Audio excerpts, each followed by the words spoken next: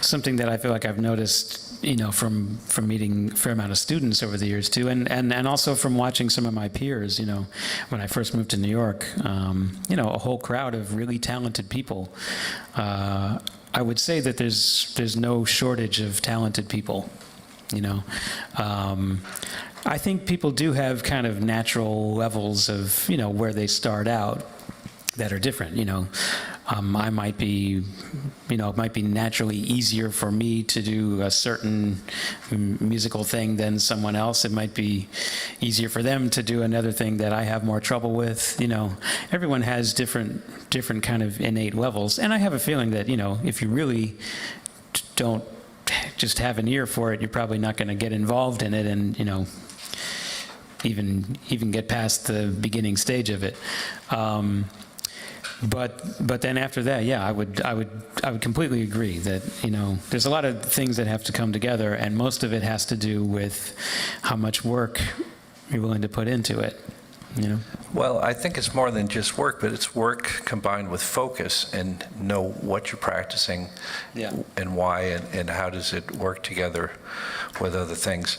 I will say, a few weeks ago, you called me and said, can I get into the school to practice? And I said, Chris Potter, do you need to practice? And you said, yes. Absolutely. And he said, it was almost like an emphatical, I only want to, but I have to practice. It seemed to me like you're saying, I don't feel right unless I practice. Is that fair to say? Yeah, some of it is the desire to get better, and some of it is just that that's such a part of the fabric of my life. That's how I,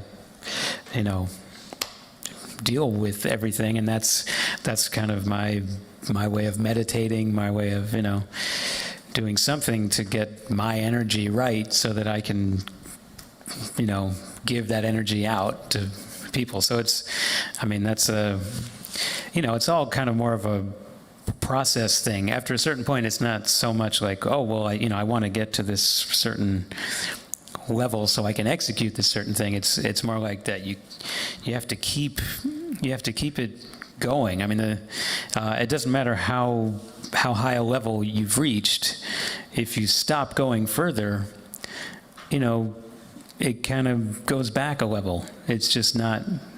It's not as interesting. I think there are musicians that I have seen that you feel like, okay, yeah, they got to a very high level and then kind of, don't really work at it that much anymore. And it's still great, but the musicians that are still going, into their 70s, 80s, that's really inspiring. And you see, just like an entire lifetime of looking at things that way, and that music is a part of the process of your whole life, and your development as a musician goes along with your development as a person, and it is all connected.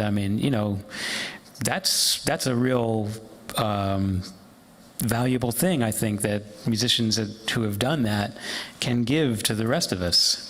From their natural talent, but also from their, the way that they've lived their life and have now this huge reservoir of experience and knowledge of music. That's a way of sharing their experience.